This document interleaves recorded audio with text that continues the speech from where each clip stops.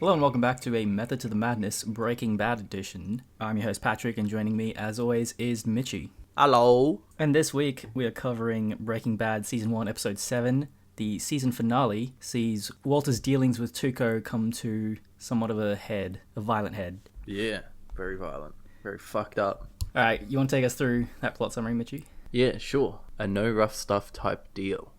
Yeah. At a high school PTA meeting, Walt fondles Skylar beneath the conference room table, arousing her. Nice. In a parking lot, the two of them have sex in the back of Walt's car. Walt is beginning to get off on the danger of his situation. Nice. Jesse, who is now living in the RV, puts his house on the market because he's too traumatized by the deaths of Crazy 8 and Emilio to continue living there.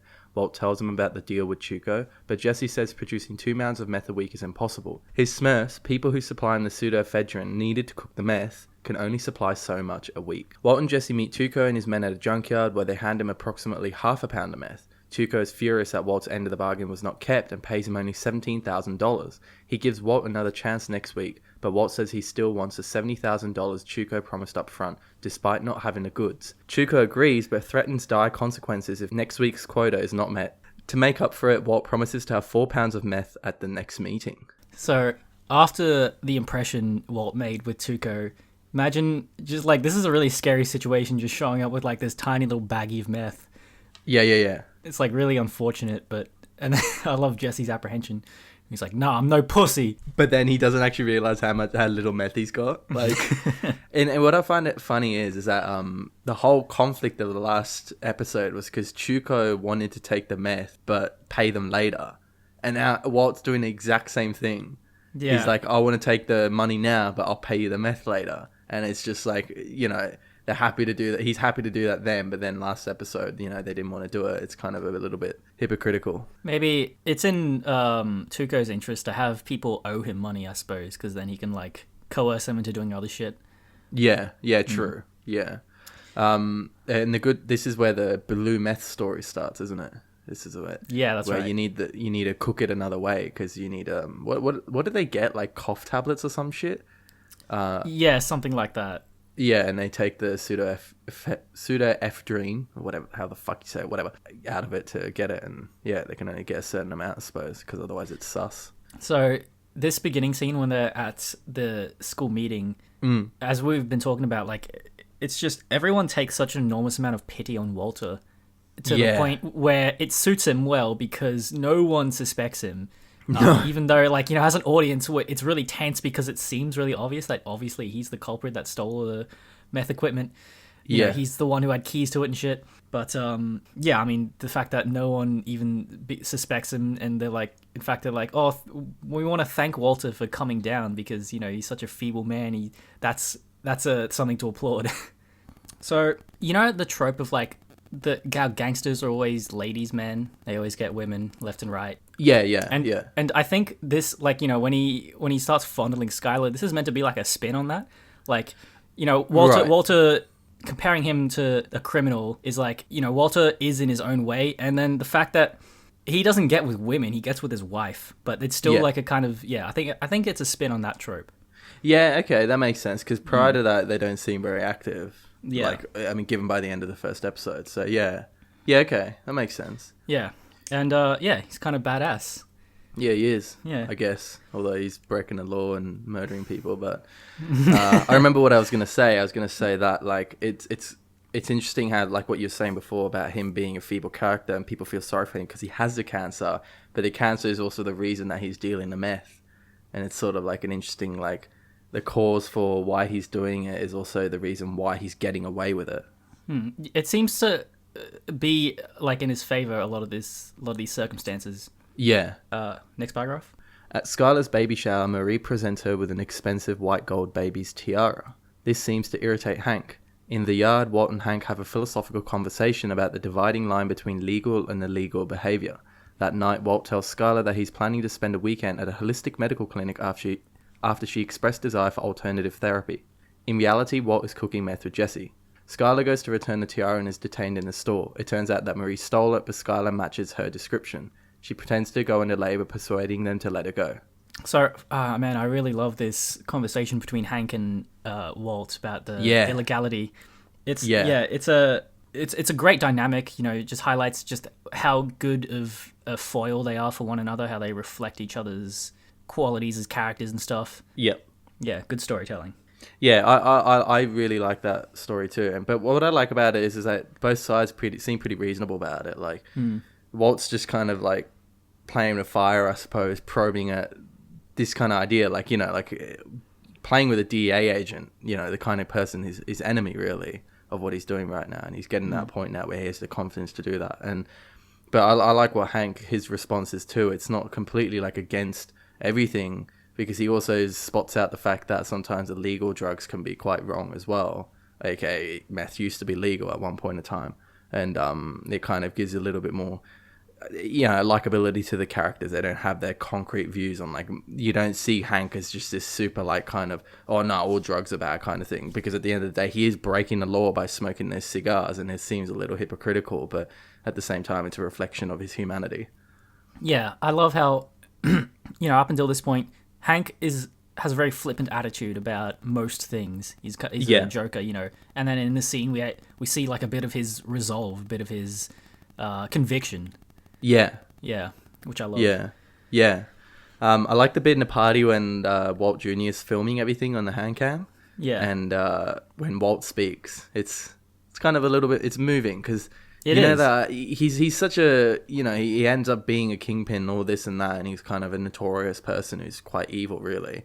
But at the end of the day, the motivation for this is his family, and you know that when he says that thing, he truly does mean it, and that's one sincere thing we can see him saying. Yeah, I always think about that scene whenever I get to like the end of the series, about like, oh man, that's like the only thing his daughter is going to see of him when she grows up, you know. And you can just like kind of infer a story about that, about the complex emotions that one would feel about knowing who your father was, but then you see that video and it's just like, yeah, he was a human at the end of the day. Yeah, exactly. And probably did it for me kind of attitude. Yeah. Also, fucking Marie looks good in this video. Also, she's a klepto, which is another thing we have to talk about. I kind of look at it too, like it's a bit not... Sorry? No, sorry, you go for it. Like, it kind of doesn't feel like very... It doesn't really feel kind of important to the plot at all, right? Which I kind of do agree. But at the same time, it's... You know, you got to build your secondary characters like this. Like, having these other plots not only just fills in this television series, but it also allows you to create, you know, a vast variety of characters. And having this person being a kleptomaniac, the wife of this DEA agent who, you know, certainly isn't perfect, but he is a representation of the law in this series, is very interesting. Like, picking her as that character, you know. And it's a very strange thing to do as well. Like, I don't think kleptomania is something that's very well explored, and you don't really hear about it very much. And I never thought of it as a mental illness. Like, people could have trouble getting over stealing shit, but maybe it's a thing, and I think it's kind of interesting that they're actually exploring that.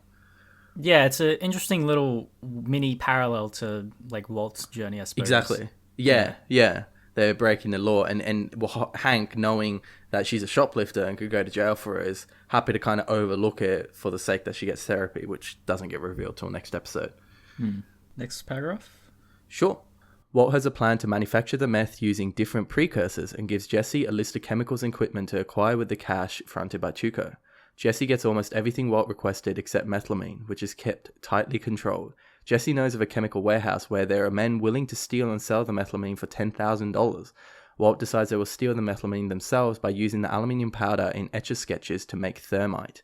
At night, Walt and Jesse trespass into the warehouse, subdue a security guard by locking him in a portable toilet, and place the thermite on a locked door, which melts the metal when lit. The two steal a 40-gallon drum of methylamine and escape. The next day, Walt and Jesse attempt to start the RV when mechanical troubles prevent it from going anywhere. Faced with a deadline, they set up to cook in Jesse's basement, unaware that his realtor has planned an open house viewing for that afternoon.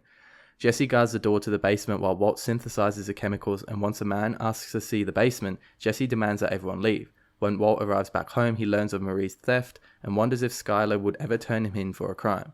At the next meeting with Tuco, Walt supplies 4.6 pounds of meth. Despite its blue hue, it is still the same quality, and Tuco hands over $91,000. When one of Tuco's men makes an offhanded remark to Walt, Tuco becomes furious and beats the man with his fists until he's unconscious. As Tuco drives away, Walt and Jesse look at each other in shock. end season. Great ending. Fucking Great, brutal. weird ending too. Like, you know, it's kind of a little bit of a very loose end. Not like a cliffhanger, but it's a little bit strange for it to be a season ending. I feel like throughout the season, it's just kind of been on a constant like high. And then this is the moment when kind of reality sets back in, and you're like, holy shit, like, okay, you know what, like, being a criminal has its you know, shares of excitement, but but this kind of excitement is, you know, it comes with the business. That's the not so glamorous part. Yeah, exactly. Yeah. There's something about this, just the editing and the sound design of the scene that makes it particularly brutal. Like, you know, like, I feel like I've seen men get beat to death in other shows, but for some reason, just this scene is like the by far the most brutal beating to man to death to scene I've ever seen. Yeah. And what I like about it too is that it kind of demonstrates how fucked up Meth is, because, you know, I mean, Chuko is a nasty character, but a lot of the time that he's doing all this nasty shit is because he's on fucking meth all the time, right? Like, we know he's high because we see him do it all the time. Yeah, that's just what it shows, that it just makes you an aggressive cunt. Like, that's why he kind of beat him up. Like, you can see, like, a meth head doing that, you know, like, oh, you look at him the wrong way and then he'll beat you up kind of thing. And that's basically what Chuko did. He just beat this guy up for no good reason. I mean, like, I've encountered people like that on the bus and shit. Like, little, yeah, no, seriously, little anecdote. This one time I was on a bus and, like, there was this dude sitting in front of me, and I like made eye contact with him. You know, I didn't think anything of it.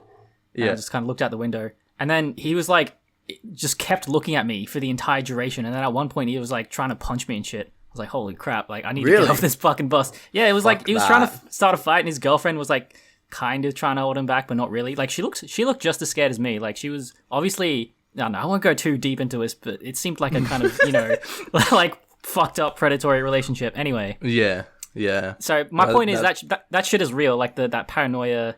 Yeah. Aggressive paranoia. Yeah, it does. It really does. Yeah.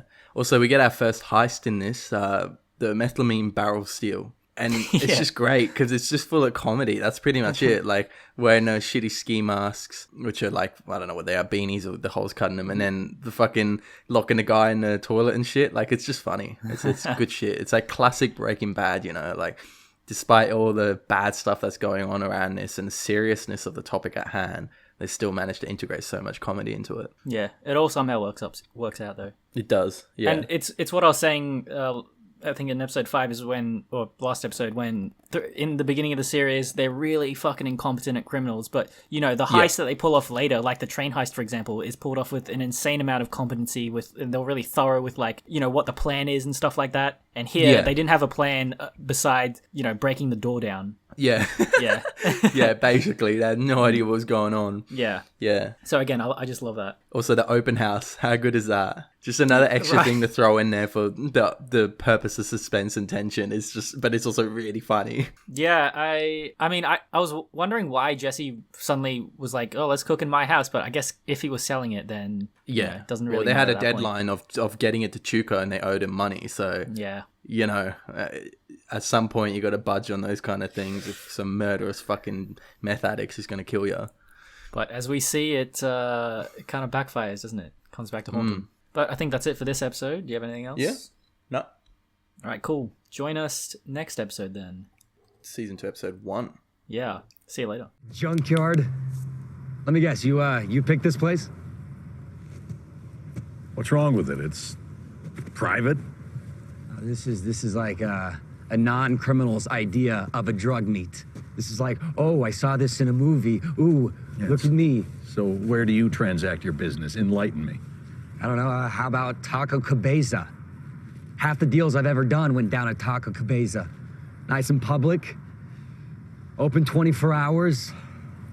Nobody ever gets shot at Taco Cabeza. If you like this series, Mitch is going to tell you where you can find more of these. Yep, so you can find us on Spotify, YouTube, iTunes, SoundCloud, or Stitcher. And we've also got a website, amttm.com, where you can find our fabulous episodes on Breaking Bad. If you have any questions, queries, insights, or criticism, you can send them to mail@amttm.com. And as always, thank you for listening.